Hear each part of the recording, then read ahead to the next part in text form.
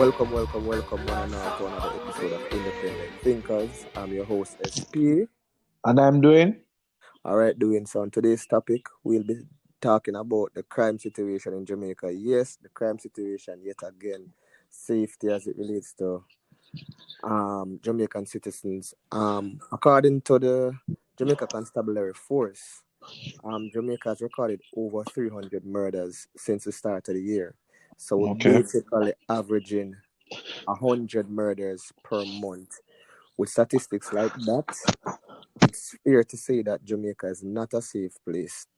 And as such, measures need to be put in place to protect our citizens, because I don't think that the police force or the government at that is doing a good job. I'm not going to bash anybody, but I don't think they're doing an adequate job, to say the least, because this crime thing is getting out of hand. So for today's discussion, Dwayne will be divulging some more as it relates to the whole safety and the Firearms Act and so forth. All right. So, what I really wanted to talk about in a general sense was pepper spray and mace. And why do we have so many red tapes as regards to acquiring a pepper spray, which is the base minimum tool that you need to protect yourself? Because, as we all know, it's one of the hardest things to get a firearm license in Jamaica because of all the circus and rigmarole, Politics. the politics, they have forgot you, forget it. So, Mm-hmm. in light of the whole violence against women situation that has been arising over the past few weeks, there's been an upsurge push for the need for a pepper spray for namely a female to protect herself. So I decided to do some digging and find out how does one acquire a pepper spray and what are the measures that you have to go through. Now, for most persons who are not too savvy with the law, the pepper spray and mace is actually an item that is under the Firearms Act of 1967, right?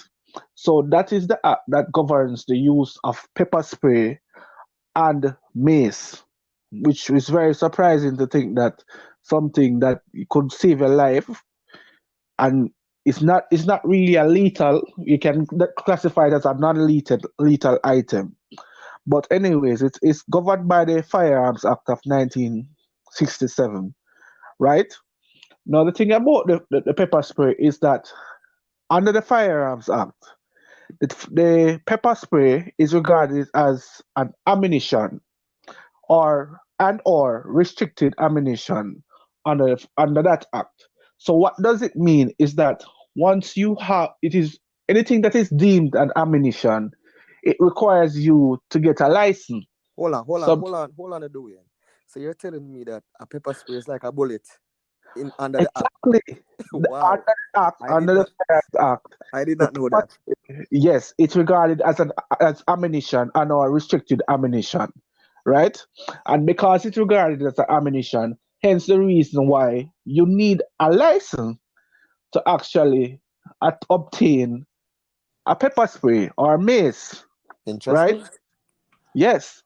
And then you under the Offensive Weapons Act, right?